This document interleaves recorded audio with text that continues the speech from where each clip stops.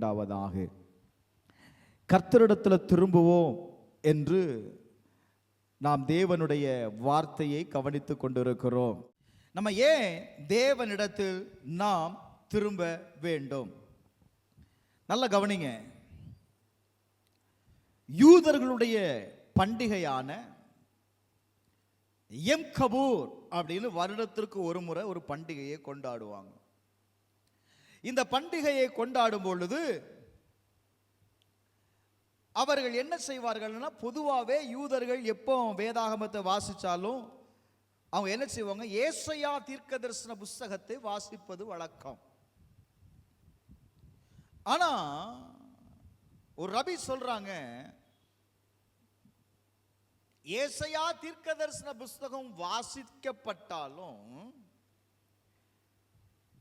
யோனாவுடைய தீர்க்கதரிசன புஸ்தகத்தையும் வாசிப்பார்களாம். ஏன் அப்படின்னு சொல்றாரு? ஏன்னா ஒரு தீர்க்கதரிசி தேவனிடத்திலிருந்து அவன் விலகி போனவனை தேவன் என்ன செய்கிறார்? தம் பக்கம் திருப்புகிறார். தம் பக்கம் திருப்புகிறார். Glory to God. அந்த இடத்துல ஒரு மனம் திரும்புதல் உண்டாகிறபடியினால நாங்க என்ன செய்கிறோம்? யோனாவினுடைய புஸ்தகத்தை வாசிக்கிறோம். அது அழகா சொல்றாங்க, மீனின் கதையை நாங்கள் வாசிக்கிறோம் அப்படிங்கிறாங்க. புரியுதா? அப்ப நல்ல கவனிங்க. ஒரு மனிதனுடைய மனம் திரும்புதல் அவனுடைய வாழ்க்கையை திரும்ப கட்டுகிறது. திரும்ப உயிர்ப்பிக்கப்படுகிறான். திரும்பவும் தேவன் அவன் வாழ்க்கையில என்ன செய்யணும் அப்படிங்கிற திட்டத்தை வைத்திருக்கிறானோ அதற்கு நேராக தேவன் அவனை கொண்டு வருகிறார். நல்ல கவனிங்க. இப்ப உங்க வாழ்க்கையில தேவன் என்ன செய்ய தயாராக இருக்கிறார் என்பதை நீங்க அறிந்து கொள்ளணும். ஒவ்வொரு நாளும் இதை புரிந்து கொள்ளணும். ஒருவேளை உங்களுடைய கவன குறைவுனால நீங்க தேவ சமூகத்தை விட்டு விலகி இருக்கலாம். அல்லது வேணும்னே நீங்க என்ன செய்திருக்கலாம், ஒரு கீழ்ப்படியாத நிலை உங்களுக்கு உண்டாயிருக்கலாம். முதல்ல சொன்னேன், கவன குறைவுனால சில காரியங்கள் என்ன செய்திருக்கலாம், தேவனை விட்டு விலக செய்திருக்கலாம். ரெண்டாவது, வேணும்னே நீங்க முடிவெடுத்து என்ன செய்யக்கூடாது, கீழ்ப்படியக்கூடாது. நல்ல கவனிங்க. தேவனிடத்தில் நன்மையை காண வேண்டும் என்று விரும்புகிற ஒவ்வொருவனும் இதை தயவு செய்து புரிந்து கொள்ளுங்கள். நீங்க தேவனிடத்திலிருந்து விலகினதுதான். Glory to God. தேவன் நம்மை எப்படியாகிலும் தேவன் பக்கத்தில் சேர்த்து விட வேண்டும் என்பதற்காகத்தான் இவ்வளவு காரியங்களை செய்கிறார். தேவனுடைய சமூகத்தை விட்டு விலகின ஆதாமும் ஏவாளையும் தோட்டத்தை விட்டு ஈஸியா வெளியேற்றிட்டார். அவனால முழு மனுகுலமும் என்ன செய்தது அப்படின்னா, பாவம் செய்து தேவ மகிமை அற்றவர்களாகி வாழ்ந்து கொண்டிருந்தார்கள். தேவன் பார்க்கிறார், ஏண்டா இந்த ஜனத்தை உண்டாக்கணும், இந்த ஜனத்தை ஏன் உண்டாக்கணும். தேவன் மனஸ்தாபப்பட்டார். தேவன் அவர்களை அழிக்க வேண்டும் என்று தீர்மானித்தாரா இல்லையாங்க? அப்பதான் தேவனிடத்துல ஒரு திட்டம் வந்தது. இப்படி மனுகுலத்தை நம்ம அழிச்சுக்கிட்டே இருந்தோம்னா அப்ப இந்த மனுகுலம் நம்ம எதற்காக உடைத்தோம், நம்ம எதற்காக உருவாக்கினோம்? ஒரு கேள்வி வருது இல்ல?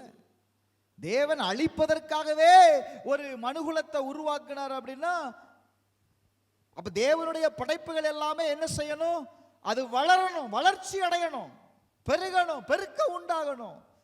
அதுதான் தேவனுடைய திட்டம். அப்ப ஒரு குறிப்பிட்ட நாளில் மனிதன் அழிந்து விட்டான் அப்படின்னா அவருடைய சிருஷ்டிப்புக்கு என்ன இல்லாம போயிடும், அர்த்தம் இல்லாம போயிடும். அப்ப தேவனிடத்துல ஒரு திட்டம் வருது. என்ன திட்டம் வருது? இந்த ஜனங்களை மீட்டெடுப்பதற்கு என்ன செய்யணும்? தான் நேசித்த குமாரனை இந்த உலகத்திற்கு அனுப்புகிறார். ஏன்னா ஒரு மனுஷன் தேவனிடத்துல திரும்பணும் அப்படின்னா பலி கொடுக்கணும். நியாயப்பிரமாணம் கொடுக்கப்பட்டுச்சுப்பா. உங்களை போல அவனுக்கு நியாயப்பிரமாணத்தை வாசிக்கிறதுக்கு, கடைபிடிப்பதற்கு, கீழ்ப்படியதற்கு நேரம் இல்லை. நியாயப்பிரமாணத்தை அதெல்லாம் யாரு கீழ்ப்படிந்துட்டு இருப்பா? 10 கட்டளையாவது மண்ணாங்கட்டியாவது. அவருக்கு ஒரு வேலை இல்லை. அவர் அப்படித்தான் சொல்லுவார். நான் கீழ்ப்படியணுமா கீழ்ப்படியா வேண்டாமா என்பது நான் தான் தீர்மானிக்கணும். நிறைய நேரத்தில் நம்ம அப்படிதான் சொல்றோம். அவர் யாரு சொல்றதுக்கு? இல்ல, ஏதாவது நம்ம சூழ்நிலையில் குடும்பத்தில் ஏதாவது ஒரு பிரச்சனை வந்துச்சுன்னா என்ன சொல்றோம்? அவங்க யாரு சொல்றதுக்கு? சொல்றீங்களா இல்லையாங்க? அதே போலதான் சபையிலும் நடக்குது. அவர் யார் இந்த வார்த்தையை சொல்றதுக்கு? அவர் ஆவிக்குரிய தகப்பம்பா. பிரைஸ் எல்லாம். அப்ப வேதம் சொல்லுது, நீங்க கவனக்குறைவாகவோ அல்லது வேண்டுமென்றோ நீங்க கீழ்ப்படியாம இருந்திருக்கலாம். செய்துட்டே சில ஆளு பாருங்க, நான் தெரியாம செய்துட்டேன் பாஸ்டர். நீ தெரிஞ்சுதாப்பா செய்த, தெரிஞ்சுதான் பண்ணுன. ஆனா நீ என்ன சொல்ற? நான் தெரியாம பேசிட்டேன் பாஸ்டர், என்ன மன்னிச்சிருங்க. நீ தெரியாம பேசல, நீ தெரிஞ்சுதான் பேசுன. கர்த்தர் உன்னை மன்னிப்பாராக. என்னிடத்தில் அல்ல, தேவனிடத்துல நீ மனம் திரும்பு. தேவனிடத்துல என்ன செய் சொல்லுங்க? மனம் திரும்பு. சரி, ரைட். இன்னைக்கு இப்போ தேவன் இந்த யோனாவை, இந்த யோனா தீர்க்கனை அவனை திருப்பி வரும்படி விரும்புகிறார். God wants you back. அவர் திரும்பி வரும்படி அழைக்கிறார். ஒரு சான்ஸ் கொடுக்கிறார். சான்ஸ், நீ திரும்பி வருவதற்கு ஒரு சான்ஸ் என்ன செய்யறாரு? கொடுக்கிறார். இந்த சான்ஸை நீ மிஸ் பண்ணனா ஐயோ கஷ்டம். நம்பர் 1, ஏன் ஆண்டவர் இந்த சான்ஸ் நமக்கு தாராரு? முதல்ல நம் கவனத்தை ஈர்க்க கடவுள் நம்முடைய வாழ்க்கையில பல வழிகளை அவர் என்ன செய்கிறார் அப்படின்னா உண்டாக்குகிறார். எதுக்குங்க? நம்முடைய கவனம் யார் மேல படணும்? தேவன் மேல படணும். இதனால தான் ஆண்டவர் நம்மளை தண்டிக்கிறார் அப்படின்னு உனக்கு அந்த உங்களுடைய கவனம் யார் மேல வரணும்? தேவன் மேல வரும்படி என்ன செய்தார் அப்படின்னா சில காரியங்களை அவர் செய்கிறார். நல்லா கவனிங்க. அப்ப கடவுள் என்ன செய்ய விரும்புகிறார்? ஆவிக்குரிய வாழ்க்கையில் இருக்கிறதான அலட்சியம், கீழ்ப்படியாமை,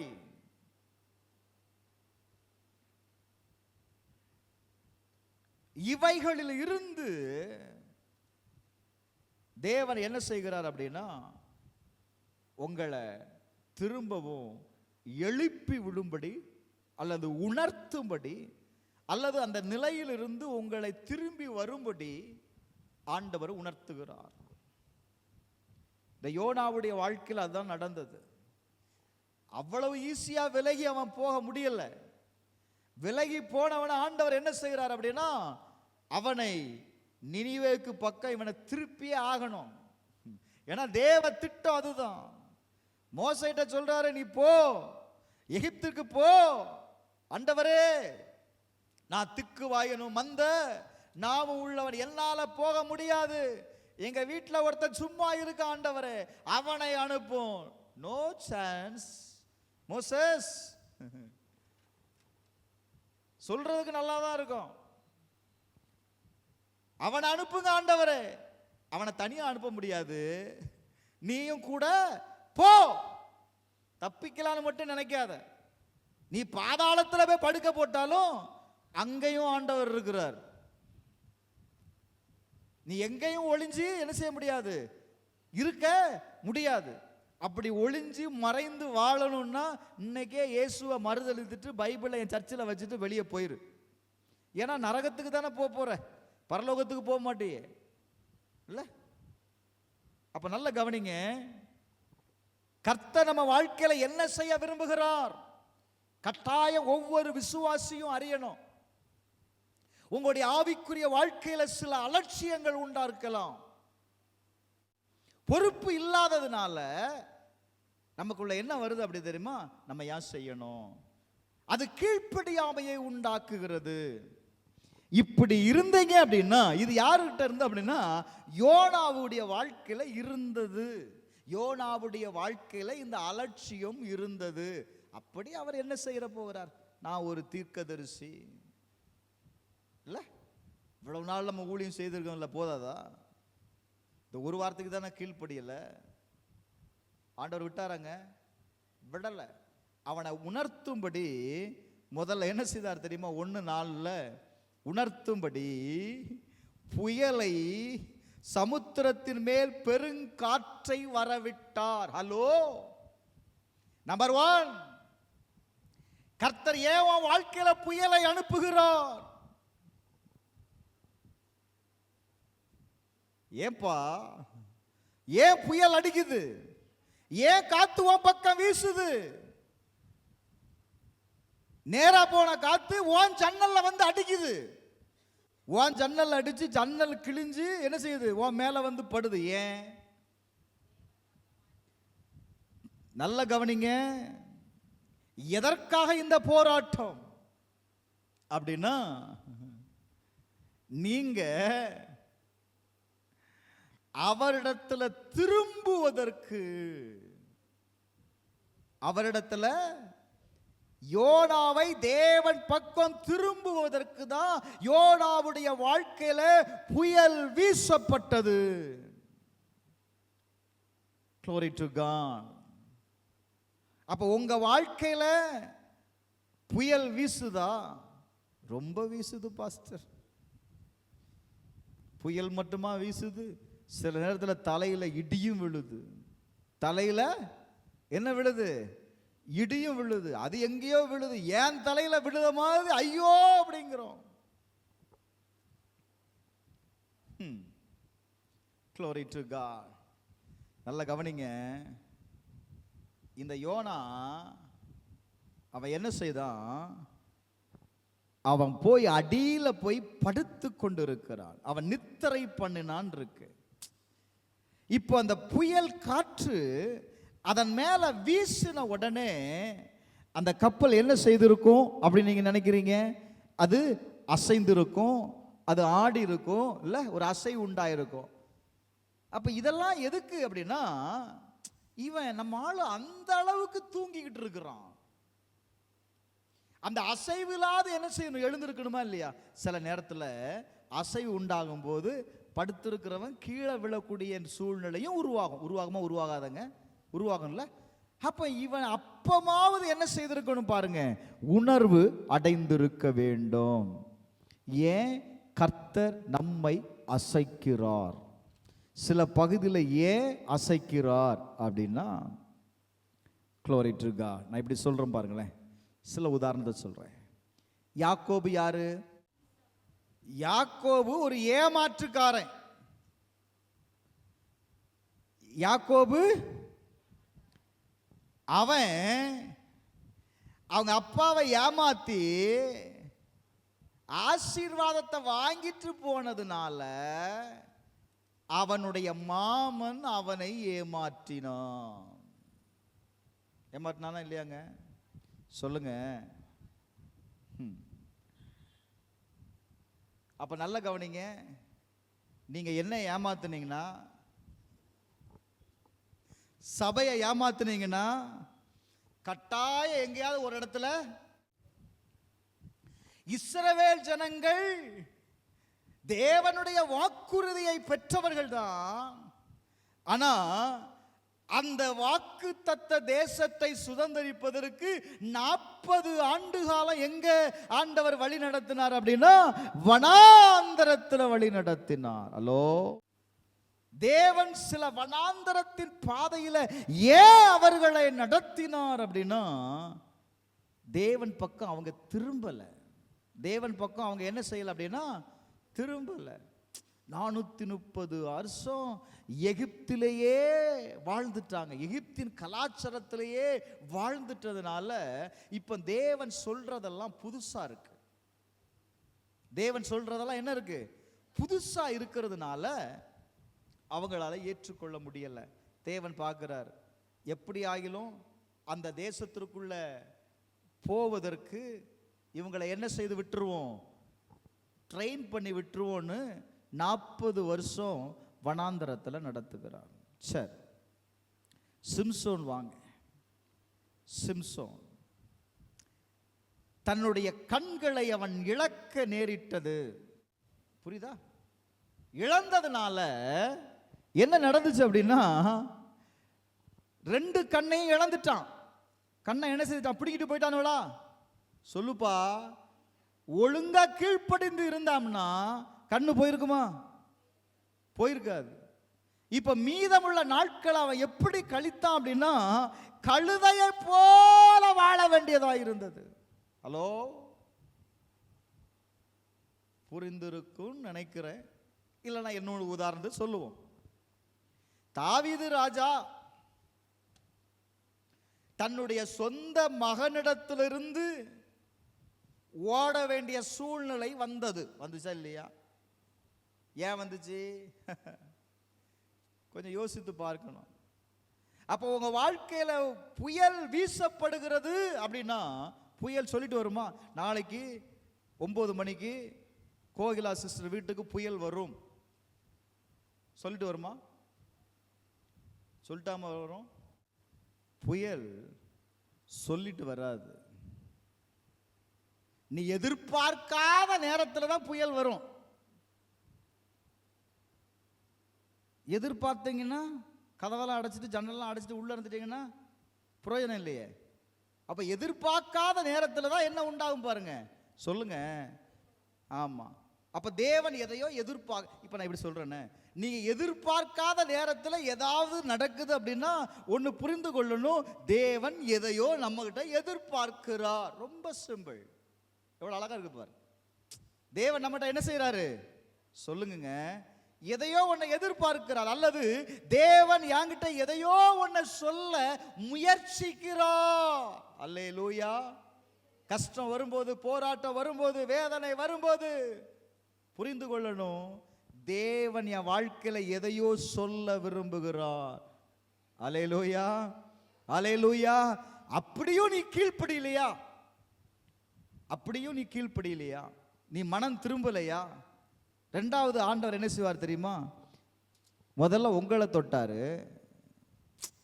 நம்மளை தொட்டு தொட்டு தான் நமக்கு தான் சொரணையே இல்லையே. அதனால என்ன பார்ப்பார் அப்படின்னா, இன்னொருத்தரை தொடுவார். யார் அவர் அப்படின்னா, உங்க வீட்டில் உங்க பக்கத்தில் இருக்கிறவனை தொடுவார்.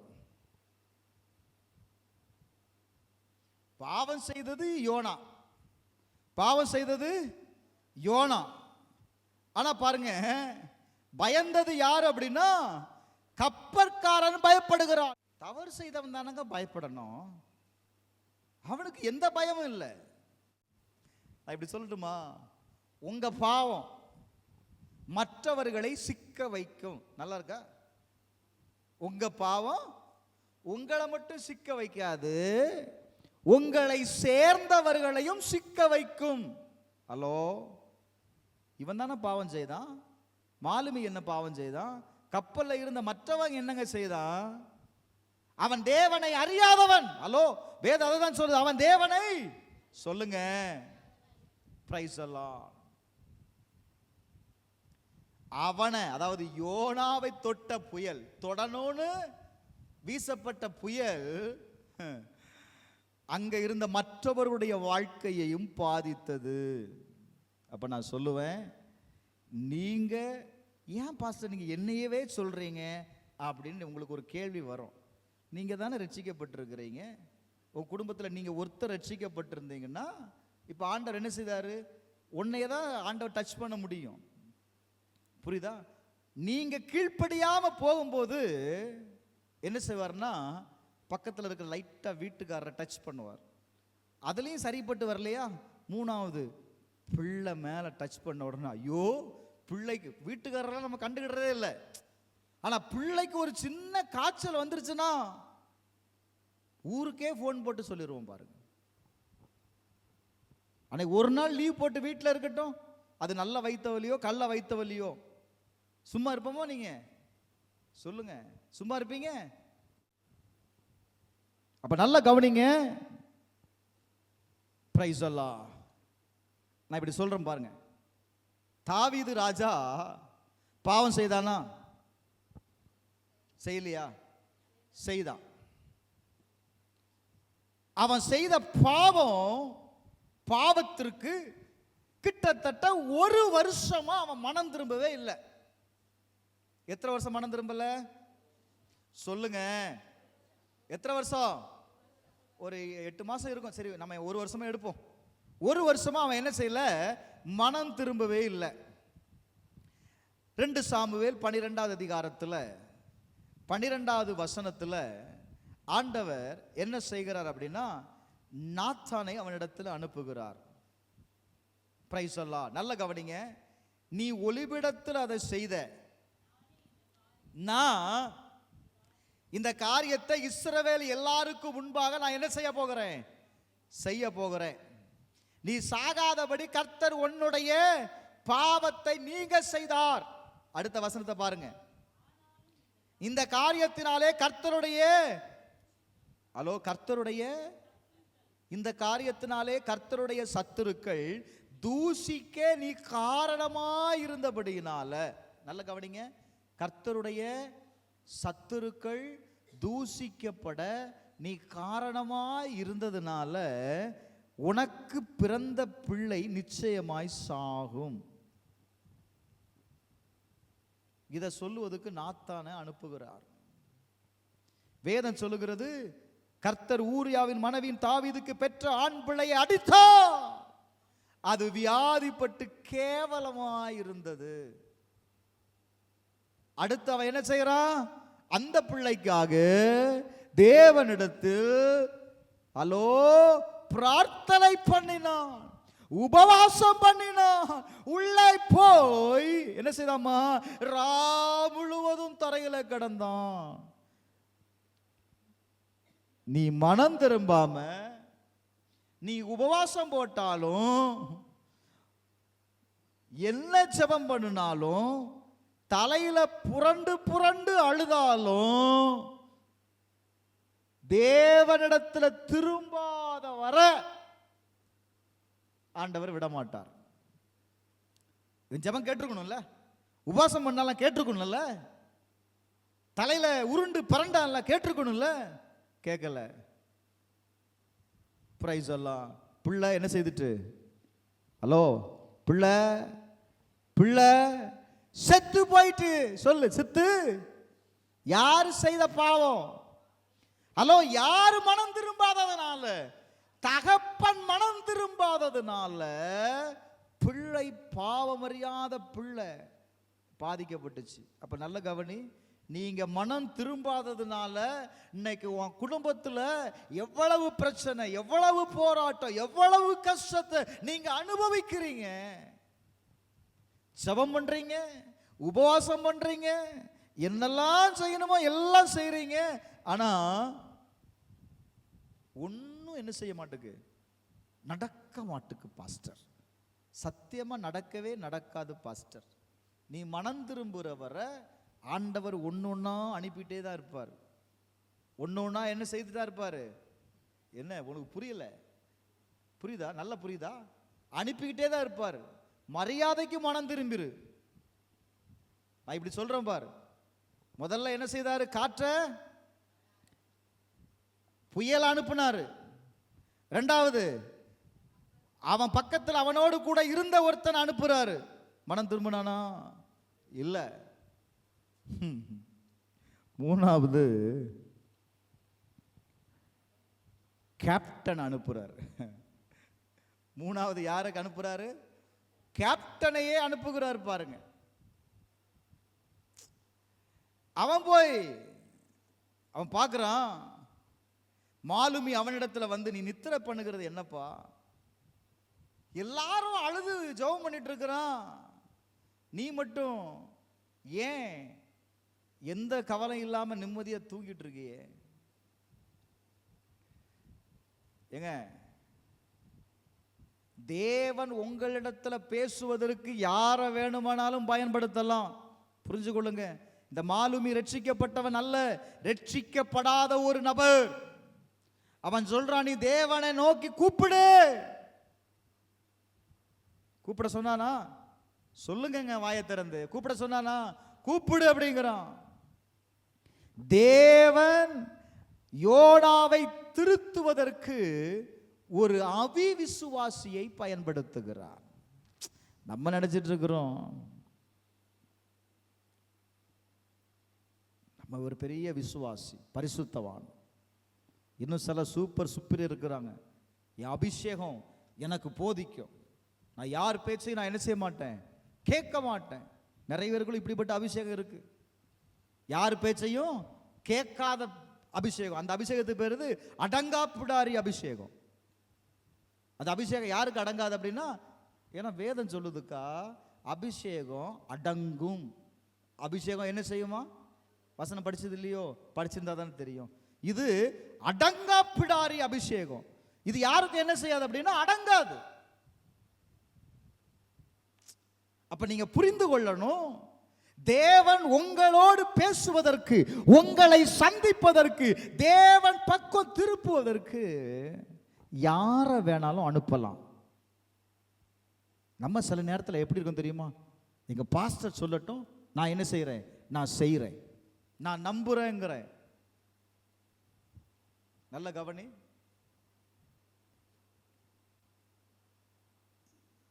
ஏலியிடம் பேச கர்த்தர் யாரை தெரிந்து கொண்டார், யாரை அனுப்பினார் அப்படின்னா, சின்ன பையன் சாமுவேலிட்ட கர்த்தர் பேசுறார். ஏலி புரிந்து கொண்டான், கர்த்தர் தான் பேசுகிறார் அப்படின்னு புரிந்து கொண்டான்.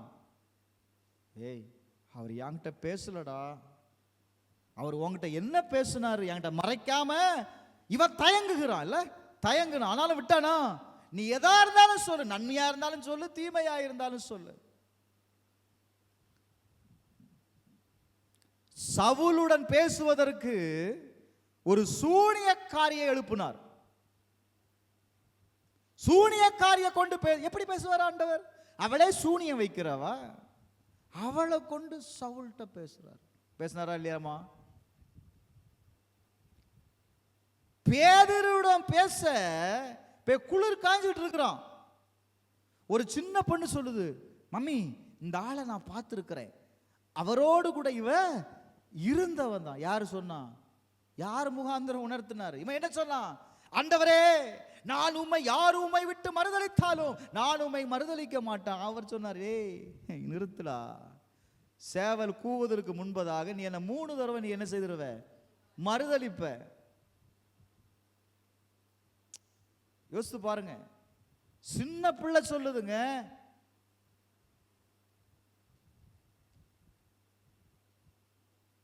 பிலமோனிட பேச பவுலை கர்த்தர் சந்திக்கிறான்.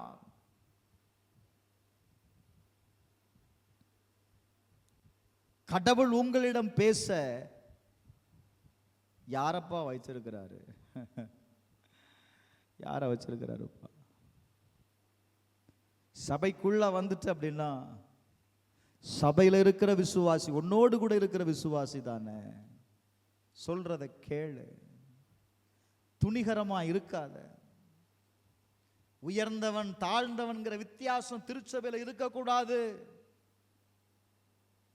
அப்படி இருந்துன்னா இயேசுநாதர் சாட்டை எடுக்க வேண்டிய வழி உண்டாயிரும்.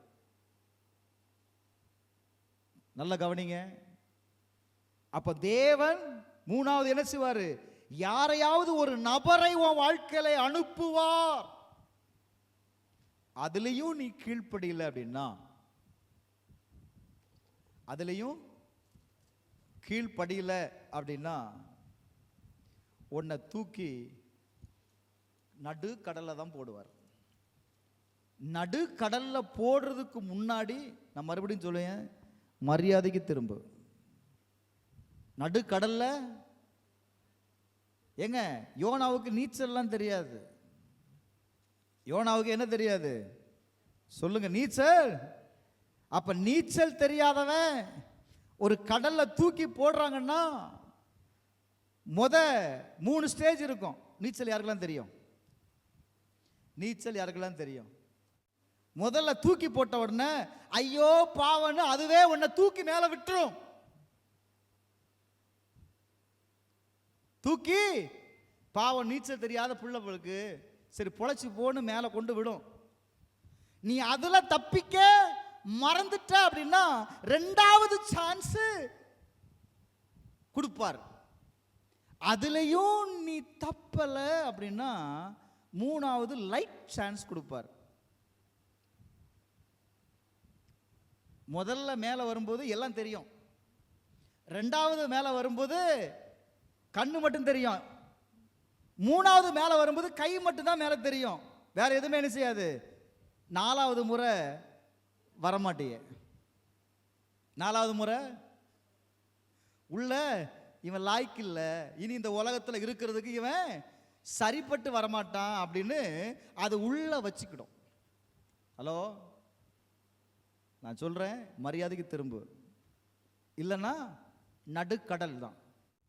பிரைஸ் அல்லாஹ். இப்போ இவன் இன்னும் கீழ்ப்படியலை.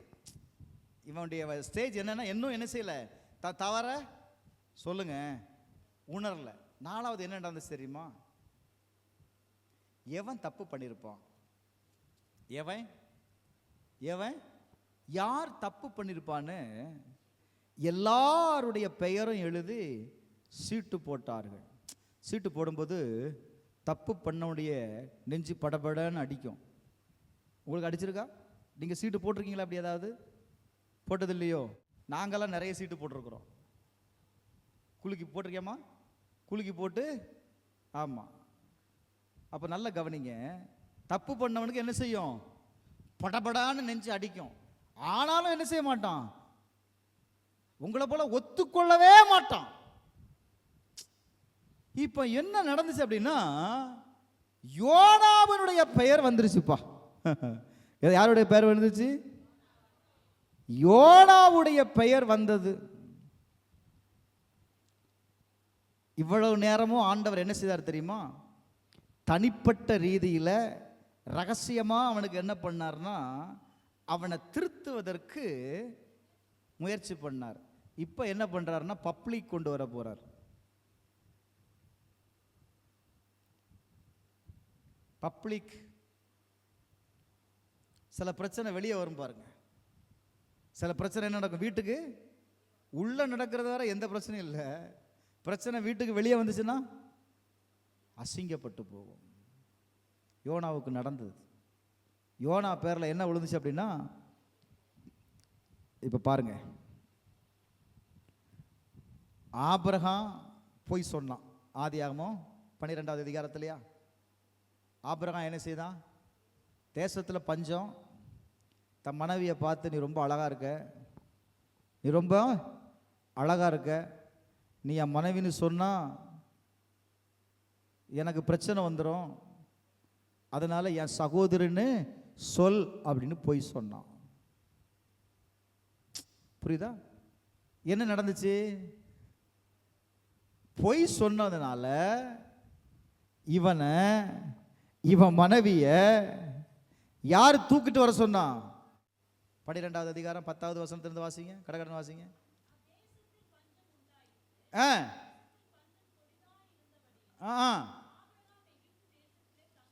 தங்கும்படி போனா. அந்த கண்டனை மட்டும் படிங்க.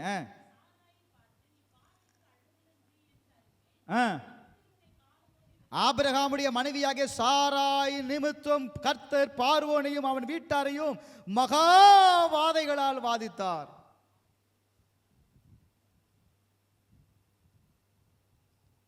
ஆண்டவர் பார்க்கிறாரு, பார்வோனை தொட்டு சாராய விடுவிக்கிறார்.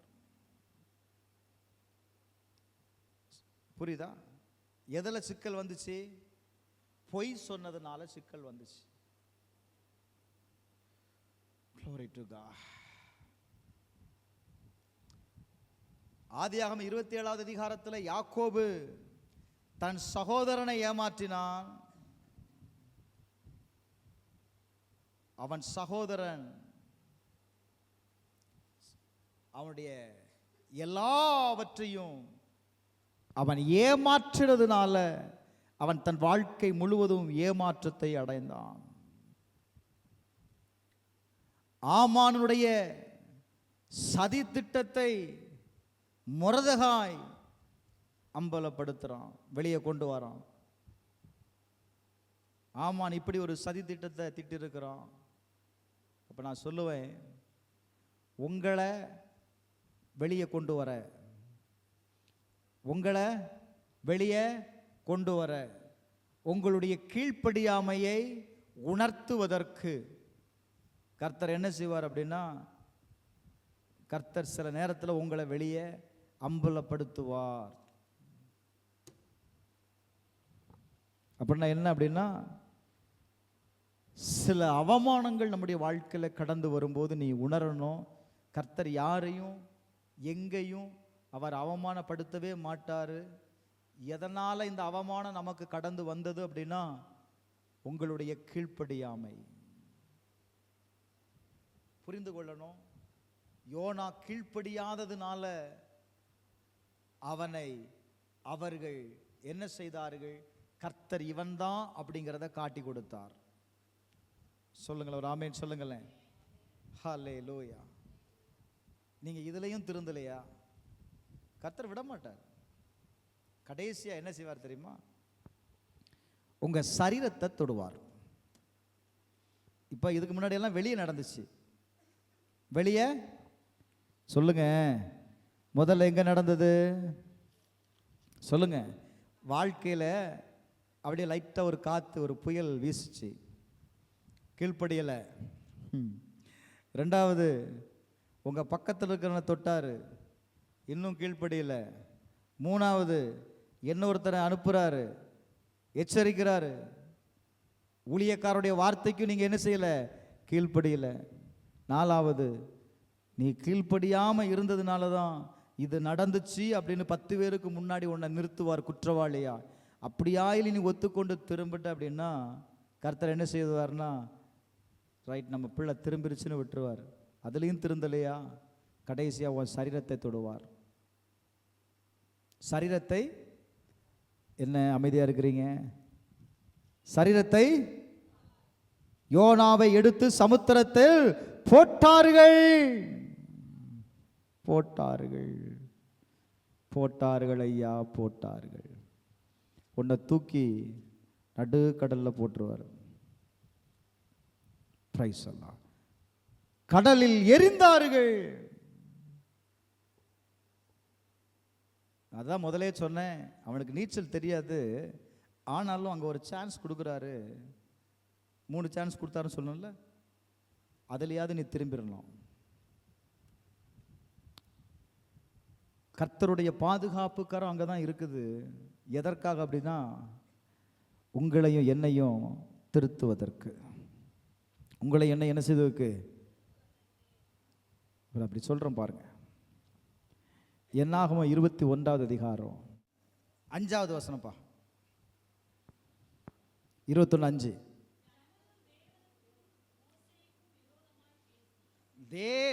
நல்ல கவனிங்க. ஜனங்கள் தேவனுக்கும் மோசேக்கும் விரோதமாய் பேசி, நாங்கள் வனாந்தரத்தில் சாகும்படி நீர் எங்களை எகிப்து தேசத்தில் வர பண்ணினது என்ன? இங்க அப்பவும் இல்லை, தண்ணீரும் இல்லை, இந்த அற்பமான உணவு எங்கள் மனதுக்கு வெறுப்பா இருக்கிறது. யாருக்கு விரோதமா பேசுறான்? தேவனுக்கும் மோசேக்கும் விரோதமாய் பேசுறான். என்ன பண்ணாங்க? அவர்கள் வெறுப்பா இருக்கிறது என்றார்கள். கர்த்தர் பார்த்தார். கர்த்தர் என்ன செய்தார் தெரியுமா? 6வது வசனத்தை வாசிங்க. அப்பொழுது கர்த்தர் கொள்ளிவாய் சர்ப்பங்களை ஜனங்களுக்குள்ளே அனுப்பினார். மோசேக்கு விரோதமாகவும் தேவனுக்கு விரோதமாகவும் பேசின உடனே உள்ள என்ன வருது? கொள்ளிவாய் சர்ப்பத்தை அனுப்புறார். என்ன செய்ததா? அவைகள் ஜனங்களை கடித்ததினால் இஸ்ரவேலர்கள் அநேக பேர் செத்தார்கள். கிட்டத்தட்ட 1 மில்லியன் அவுட். யோசித்து பார். எதனாலப்பா? எதனால? ஹலோ, மனம் திரும்பாததுனால, தேவன் நடத்தின வழிகளை மறந்ததுனால விரோதமாய் பேசுறான். இதுக்காகவா எங்க எகிப்து தேசத்திலிருந்து கொண்டு வந்து இதை எவன் சாப்பிடுறது? எங்களுக்கு இதையே சாப்பிட்டு இந்த அற்பமான உணவு, எவ்வளவு கொழுப்பு இருக்கும் இவனுக்கு, அற்பமான உணவை எவன் சாப்பிடுவான்? கர்த்தர் பார்த்தாரு. பாருங்க, இப்ப ஜனங்க உணர்ந்தாங்க, நாங்கள் கர்த்தருக்கும் உமக்கும் விரோதமாய் பேசினதனால் பாவம் செய்தோ, சர்ப்பங்கள் எங்களை விட்டு நீங்கும்படி கர்த்தரை நோக்கி விண்ணப்பம் பண்ண வேண்டும் என்றார்கள். மோசே ஜனங்களுக்காக விண்ணப்பம் பண்ணான். உடனே ஆண்டவர் சொல்றார், எப்பா நீ ஒரு கொள்ளிவாய் சர்ப்பத்தை உருவத்தை செய்து அதை ஒரு கம்பின் மேல் தூக்கி வை, கடிக்கப்பட்டவன் எவனோ அவன் அதை நோக்கி பார்த்தால் என்ன செய்வான்? பிழைப்பான்.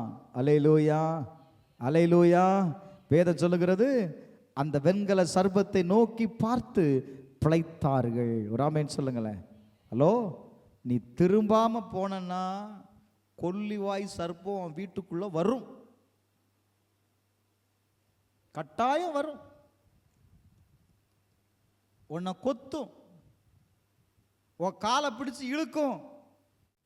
நீ மனம் திரும்பினா அது ஏன் உன்னை கடிக்க போகுது? நான் சொல்றதுக்கு பதில் சொல்லுங்க. மனம் திரும்பிட்டா ஏன் உன்னை பிசாசு கடிக்க போகுதுங்கிற, ஏன் பாம்பு கடிக்க போகுதுங்கிற, சரிதானப்பா? அப்ப மனம் திரும்பு. அப்ப ஜனங்கள் என்ன செய்தார்கள்? மனம் திரும்பாததுனால கடவுளை குறித்து பேசின உடனே கர்த்தர் என்ன செய்தார்ப்பா? சொல்லுங்க, என்ன அமைதியாயிட்டீங்க? கடவுள், உங்க கடவுள் பட்சபாதம் பார்க்க மாட்டார், பாஸ்டர் ஜஸ்டின்னு பார்க்க மாட்டார். புரிந்தவங்க ஒரு ஆமேன்னு சொல்லுங்க பார்ப்போம். மனம் திரும்பினவங்க ஒரு ஆமே சொல்லுங்க பார்ப்போம். பாய் சத்தம் வரல, சரி போட்டோம். என்ன ஆகும்? 12வது அதிகாரம் 1வது வசனத்துக்கு வாங்க. 12:1. எத்தியோப்பியா தேசத்து ஸ்திரீ மோசே விவாகம் பண்ணியிருந்தபடியினால் மீரியாமும் ஆரோனும் அவன் விவாகம் பண்ணின எத்தியோப்பியா தேசத்து ஸ்திரீ நிமித்தம் அவனுக்கு விரோதமாய் பேசி. யார் பேசுறா? மீரியாம் மோசைக்கு விரோதமாய் பேசுகிறார்கள். யாரு இந்த மீரியாம்? மோசையுடைய சகோதரி. என்ன சொல்றாங்க? கர்த்தர் மோசையோடு மட்டும்தான் பேசுவாரா?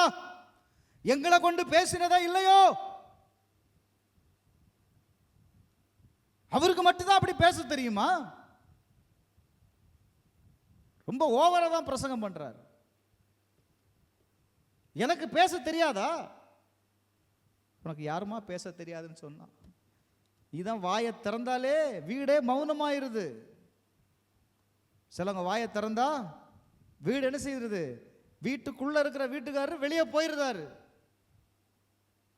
சொல்லாம கொள்ளாம இந்த அம்மா என்ன நினைச்சிட்டு இருக்கோம்? அவர் சோபாயில தான் உட்கார்ந்து இருக்கிறார் நினைச்சிட்டு இருக்கோம். அவர் எப்பவுமே வெளியே போயிருப்பார். இன்னைக்கு வசமா மாட்டினாரா அப்படின்னு என்ன செய்யும்? எல்லாம் இதுவரையில இருக்கிறத எல்லாம் வண்டி வண்டியா எடுத்து விடும். இவரு ஆரம்பிச்சிட்டா இனி இருந்தா நம்ம கதை சரிப்பட்டு வராதுன்னு அவர் மெதுவா எந்திரிச்சு வெளியே போயிடுவார். இந்த அம்மா எல்லாம் பேசி முடிச்சுட்டு வந்து பார்த்தா ஆளு நிறைய வீட்டில் இதுதான் நடக்குது. மனம் திரும்புங்க. இந்த அம்மா விரோதமாய் பேசினதுனால அவளுக்கு என்ன வந்துச்சுக்கா? குஷ்டரோகம் வந்துச்சு. அப்ப நான் சொல்லுவேன், மனம் திரும்பலன்னா உன் சரீரத்தில் கர்த்தர் என்ன செய்வார்னா சில பலகீனங்களை கொடுப்பார். சாரிடான் போட்டா கேட்காது தலைவலி, அனாசின் போட்டா தலைவலி கேட்காது, தைலம் தேய்ச்சா கேட்காது, எதுவுமே கேட்கலையா அப்படின்னா நீ புரிந்து கொள்ளணும், நீ எங்கேயோ தேவனுடைய வார்த்தைக்கு கேட்காததுனால தான் எதுவுமே கேட்க மாட்டேங்க. ரொம்ப சிம்பிள். அப்ப என்ன செய்யணும்? என்ன? மனம் திரும்பணும். கர்த்தர் பாரபட்சம் பார்க்க. இந்த மீரியாம் யாரு? மோசே அக்கா தான். இந்த அம்மாவுடைய ஜாப் என்ன? கர்த்தரை துதிக்கிறவங்க தானே. கர்த்தரை துதிக்கிறவங்க. இந்த அம்மாவுக்கு இருக்கிற கொழுப்பு பாரு. ஒழுங்கா இருந்துட வேண்டியதானே. என்ன சொல்லுது? ஆமா, ஊழியக்காரனை குறை சொல்லுது. ஆண்டவர் விட்டாரா? விடலை. கொஞ்சம் நல்ல கவனிங்க. இன்னொரு சம்பவத்தை காட்டி கொடுக்கட்டுமா? இன்னைக்கு மனம் திரும்பி ஆகணும். ஆண்டவரே என்னை மன்னியும். அப்போஸ்தலர் நடவடிக்கைகள் 5வது அதிகாரம் 1வது வசனம். அப்போஸ்தலர் நடவடிக்கைகள் 5:1. அனனியா என்னும், எல்லாரும் எடுமா வசனத்தை, எல்லாரும் எடுங்க. இது மனம் திரும்புதலின் செய்தி, எல்லாரும் பார்க்கட்டும். அனனியா என்னும் பேர் உள்ள ஒருவனும் அவனுடைய மனைவியுமாகிய சப்பிராலும் தங்கள் காணியாட்சியை விற்று கர்த்தரிடத்துல காணிக்கையை கொண்டு வருகிறார்கள். அல்லோ, காணிக்கையை தானே கொண்டு வந்தாங்க. இவங்க என்ன எதிர்பார்த்து வந்தாங்க? நம்ம ஒரு காணிக்கையை கொண்டு போகிறோம், அதை அங்கீகரிப்பார், ஊழியக்காரன் ஜெபம் பண்ணுவார், கட்டாயம் நமக்கு ஆசீர்வாதம் உண்டாயிருக்கும்னு நினைச்சு உள்ள வந்தாங்க. ஆனா வேதம் சொல்லுது, இங்க வருவதற்கு முன்பதாக ஒரு பங்கை வஞ்சித்து வைத்து ஒரு பங்கை கொண்டு வந்தார்கள். கர்த்தர் அங்கேயே போட்டு தள்ளிட்டார். எங்க? சபையிலேயே போட்டு தள்ளிட்டார். இது கீழ்ப்படியவே மாட்டுக்கு. எவ்வளவு பிரசங்கம் பண்ணி இது என்ன செய்வது? தேவனையே வஞ்சி. ஆண்டவர் தான், நீ என்ன வஞ்சிக்கலாமா? நீ என்ன வஞ்சிக்கிறப்பா? கடவுளையே, மனுஷனை வஞ்சித்ததப்பா, கடவுளையே நீ வஞ்சிக்கிறிய அப்படின்னு அங்கேயே போட்டு தள்ளிட்டார். தேவன் என்ன செய்ய மாட்டார்? சொல்லுங்க. பட்சபாதம் என்னப்பா? பார்க்கவே மாட்டார். நீ மனம் திரும்புவது வரை சத்தியமா விட மாட்டாருங்க. மரியாதைக்கு மனம் திரும்பு, ரொம்ப முக்கியம். 1 கொரிந்தியரில் பார்க்கும்போது 11வது அதிகாரம் 28வது வசனத்திலிருந்து வாசிக்கும்போது நிறைய பேர் பார்க்கும்போது கர்த்தருடைய ராபோஜனத்தை எடுக்கும் பொழுது என்ன செய்ய மாட்டாங்க அப்படின்னா, அது அதனுடைய பரிசுத்தத்தை அறிந்து கொள்ளாததுனால துணிகரமாக எடுப்பாங்க. பாருங்க, வேதம் சொல்லுது, அதை நீ துணிகரமாக எடுத்தனா அது உனக்கு என்ன செய்யும்? அநேக பேர் வியாதி உள்ளவர்களாய் மரித்திருக்கிறார்கள்ப்பா. சிலர் வியாதி வந்திருக்கு, சிலர் செத்து போயிருக்கிறான். அதையே வாசித்துட்டு நம்ம என்ன செய்யறோம் பாருங்க, துணிகரமா எடுக்கிறோம். துணிகரமா எடுக்காதன்னு சொல்லுது, அதையும் வாசித்து நம்ம துணிகரமா எடுக்கிறோம்னா அதனாலதான் சில காரியங்கள். அப்போ கடவுள் ஏன் இதெல்லாம் நம்ம வாழ்க்கையில செய்யணும் அப்படின்னா, ஒரே ஒரு காரியம்தான், உங்களுடைய கீழ்ப்படியாமை. Glory to God. உங்களுடைய கீழ்ப்படியாமை. நான் கேட்குறேன், இந்த கீழ்ப்படியாமை, அதாவது இந்த கீழ்ப்படிதல்ங்கிறது அவ்வளோ கஷ்டமா? சொல்லுங்க. ரொம்ப கஷ்டம் இல்லை? ரொம்ப கஷ்டம். கீழ்ப்படிதல் அப்படிங்கிறது ரொம்ப கஷ்டமான ஜாப். அப்ப வேதம் சொல்லுது பாருங்க, 2வது தேவன் முதல்ல நம்ம சரீரத்தை தொட்டாரு, 2வது நம்முடைய ஆவியை அவர் எழுப்ப விரும்புகிறார். புரியுதா? நம்முடைய ஆவியில உணர்வை கொடுப்பார். முதல்ல அவன் சரீரத்தை தொட்டாரு, இப்ப தண்ணி உள்ள தூக்கி போட்டவன் இப்ப தேவனுடைய பிரசன்னத்தை விட்டு விலகின யோனா அவனை திரும்ப உணர்த்துகிறான். அவனுடைய பாவத்தை ஒப்புக்கொள்ள அவனை என்ன செய்துட்டு இருக்காரு தெரியுமா?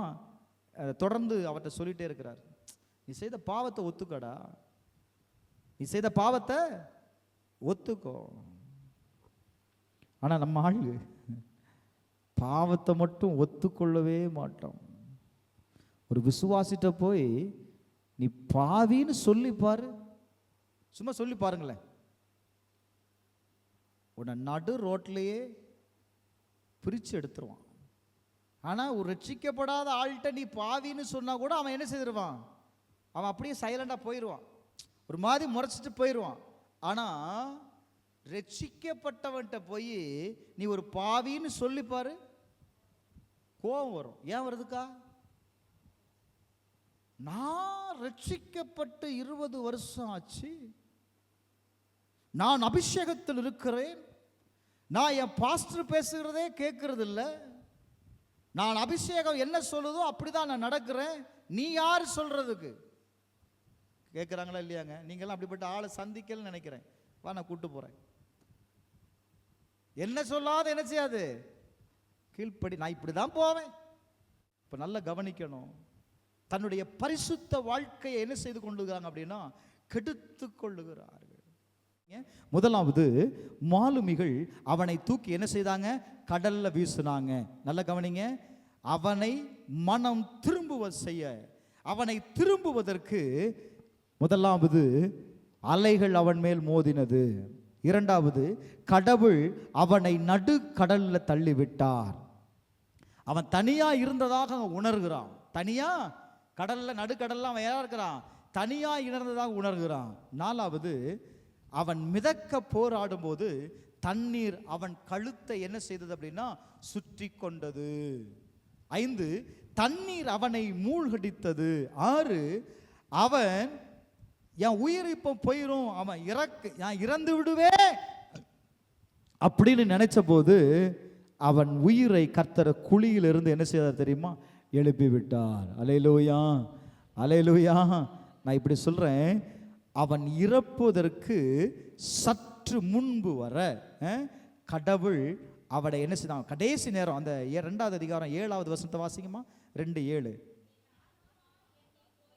என்னுடைய ஆத்துமா என்னில் தோய்ந்து, நல்ல கவனிங்க, என் ஆத்துமா தோய்ந்து போகையில் நான் இன்னும் கொஞ்ச நேரத்தில் நான் என்ன செய்ய போகிறேன்? அவுட். அந்த நேரத்தில், கடைசி நேரத்தில் நான் யாரை நினைச்சேன்? கர்த்தரை நினைத்தேன். ஒரு ஆமென் சொல்லுங்களேன். அல்லேலூயா. கர்த்தரை நினைச்சதுனால அப்பொழுது என் விண்ணப்பம் என்ன செய்யப்பட்டது? சொல்லுங்க, பரிசுத்த ஆலயத்தில் சேர்க்கப்பட்டது. ஒரு ஆமென் சொல்லுங்களா. அல்லேலூயா. அந்த கடைசி நிமிடத்தில், அந்த மூச்சு போகிற தருணத்தில் கர்த்தர் அவனை மீட்டுட்டார். ஆண்டவர் உங்களை கொல்லக்கூடாதுன்னு நினைச்சுதான் இவன் என்னைக்காவது ஒரு நாள் என்ன செய்வான்? சொல்லுங்க, மனம் திரும்புவான் அப்படின்னு ஒரு வாய்ப்பை கொடுக்கிறார். நாளைக்கு செகண்ட் சான்ஸ். அவனுக்கு 2வது ஒரு வாய்ப்பை கொடுத்தார்ல, 3:1 இல்லையா? அவன் 2வது ஒரு வாய்ப்பை கொடுக்குறார். அது நாளைக்கு கர்த்தருக்கு சுத்தமானால் நம்ம பார்ப்போம். இப்போ நல்லா கவனிங்க. இப்போ நான் இப்படி சொல்லி முடிக்கிறேன். 2:9 வாசிமா. 2:9. இந்த மீனின் வயிற்றுக்குள்ள இருக்கும்போது இவன் எடுத்தான் பாருங்க தீர்மானம். எடுத்தான் பாருங்க தீர்மானம். நிறைய பேர் நெருக்கத்தில் தான் தீர்மானம் எடுப்போம். எப்படியாயிலும் அந்த நெருக்கத்தில் இருந்து என்ன செய்திடணும்? வெளியே சொல்லுங்க வந்துடலாம். அது எதற்கு அடையாளமாக இருக்கு தெரியுமா? கீழ்ப்படிதலுக்கு அடையாளமாக இருக்குது. அவன் வெளியே வந்து அவனுடைய பொருத்தனையை நிறைவேற்றினான் அப்படின்னு இருக்கு. இருக்காமா வசனம்? உங்க பைபிள் இருக்கா? வாசிங்க பாப்போம்.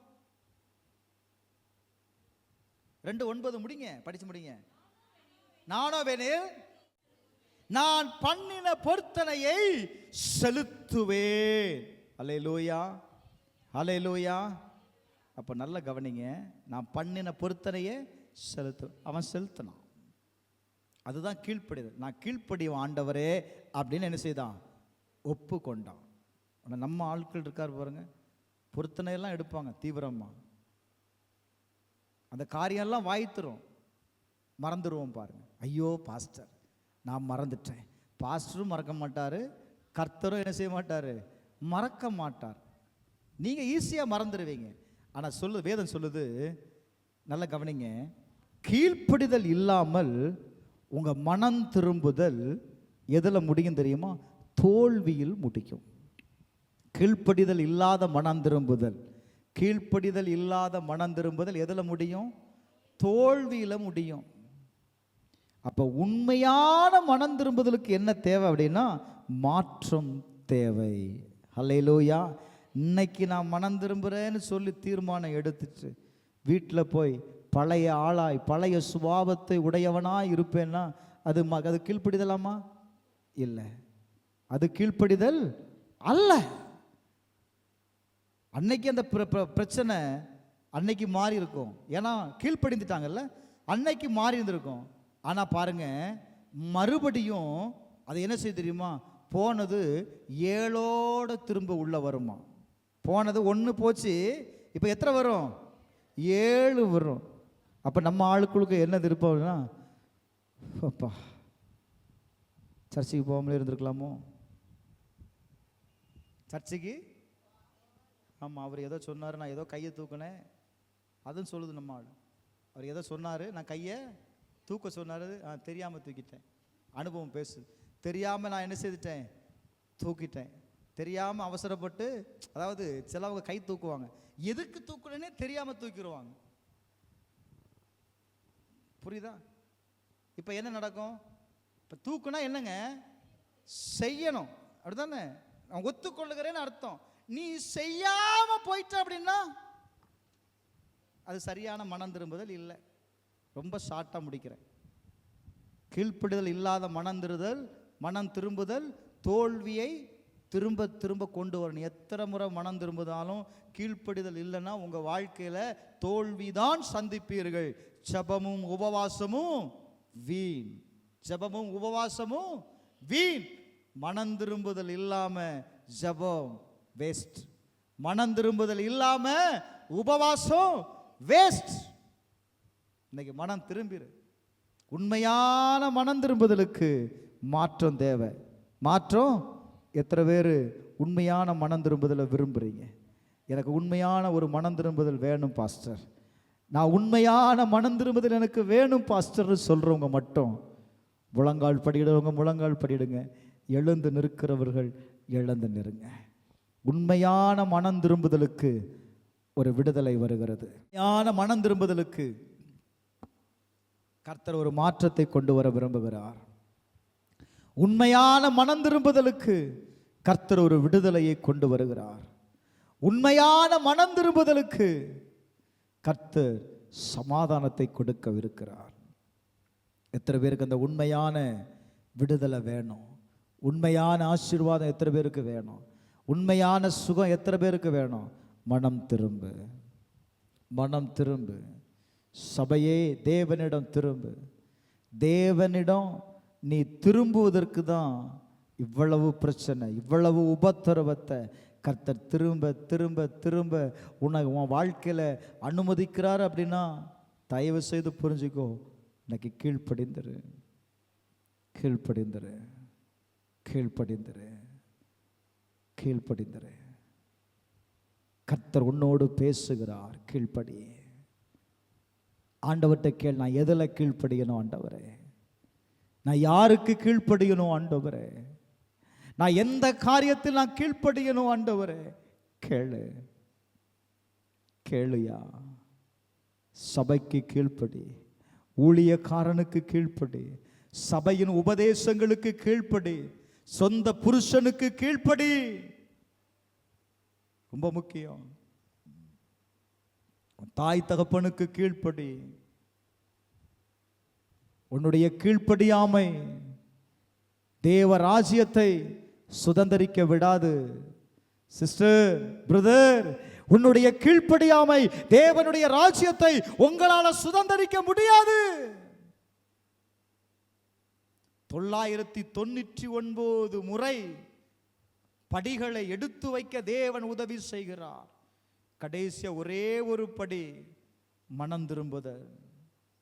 மனம் திரும்புதல் உன்னை தேவ ராஜ்யத்தை சுதந்தரிக்க வச்சிருப்பா.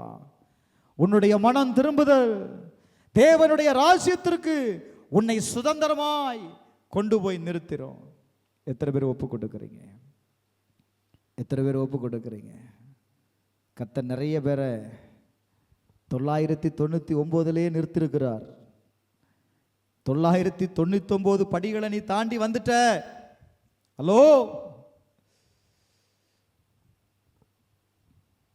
என் ஒரே ஒரு படிதான், அதை நீ எடுத்து வைத்துட்ட அப்படின்னா தேவ ராஜ்யத்திற்குள்ள வந்துடுவேன். அதுதான் மனம் திரும்புதல். அதுதான் மனம் திரும்புதல். ஆலயத்திற்குள்ள இருக்கலாம், சபையில நீங்க யாரா வேணாலும் இருக்கலாம். மனம் திரும்புதல் இல்லைன்னா உன் காலை தேவ ராஜ்யத்திற்குள்ள எடுத்து வைக்க முடியாதியா. பரலோகத்திற்குள்ள பிரவேசிக்க முடியாது. ஒப்புக்கொடு. கர்த்தர் உன்னோடு பேசுகிறார். ஏன் பாஸ்டர் என் வாழ்க்கையில எல்லாமே தோல்வியாய் முடியுது கேட்கிறியா? உன்னுடைய கீழ்ப்படியாமை. கர்த்தர் சொல்றாரு, ஒரு உண்மையான மனம் திரும்புதல் உனக்குள்ள வந்துருச்சுன்னா உன் வாழ்க்கையில எல்லாமே வெற்றியாய் மாறிடும். எதையும் தேவ சமூகத்தில் மறைக்காதீங்க. எதையும் உங்களால மறைக்க முடியாது. எதையும் தேவனை மறைத்து தேவனுக்கு மறைத்து நீங்க வாழ முடியாதுங்க. புரிந்து கொள்ளுங்க. பாஸ்டரை ஏமாத்திரலாம், தேவனை ஏமாற்ற முடியாது. எத்தனை பேர் ஒப்பு கொடுக்குறீங்க? நான் இன்னைக்கு உங்களுக்காக ஜெபிக்க போகிறேன். எங்கள் பரலோக பிதாவே, இயேசுவின் நாமத்தினால ஆண்டவரை ஒப்பு கொடுத்திருக்கிற ஒவ்வொருவருக்காக நான் ஜெபிக்கிறேன்ப்பா. ஆண்டவரே, இந்த நாளில் இந்த பிள்ளைகளுடைய வாழ்க்கையில் எதை இழந்திருக்கிறார்களோ, எது வெற்றிடமாக இருக்கிறதோ அதை சுதந்திரித்துக் கொள்வதற்கு உம்முடைய பிள்ளைகள் மனம் திரும்பி இருக்கிறார்கள். அவர்களுக்கு ஒரு விடுதலையை கர்த்தர் கொடுப்பீராக. சுகம் உண்டாவதாக, ஆரோக்கியம் உண்டாவதாக. இயேசுவின் நாமத்தினால இவர்களோடு கூட போராடுகிற சத்துருக்கள், இவர்களோடு கூட ஆண்டவரே இவங்க வாழ்க்கையில வீசுகிற புயல் இயேசுவின் நாமத்தில் நிற்கட்டும்பா. காற்றையும் கடலையும் பார்த்து இறையாதேன்னு சொன்னீங்களப்பா. இன்னைக்கு இவங்க மேல வீசப்படுகிற காற்று நிற்கட்டும். உம்முடைய பிள்ளைகள் மனம் திரும்பி இருக்கிறார்கள், தேவனிடம் திரும்பி இருக்கிறார்கள். தேவன் இவர்களை ஆண்டவரை மன்னித்து ஆண்டவரே உங்க ராஜ்யத்தில் சேர்த்து கொள்ளுங்கப்பா. இயேசுவின் நாமத்தில் ஜெபிக்கிறேன் நல்ல பிதாவே, ஆமென்.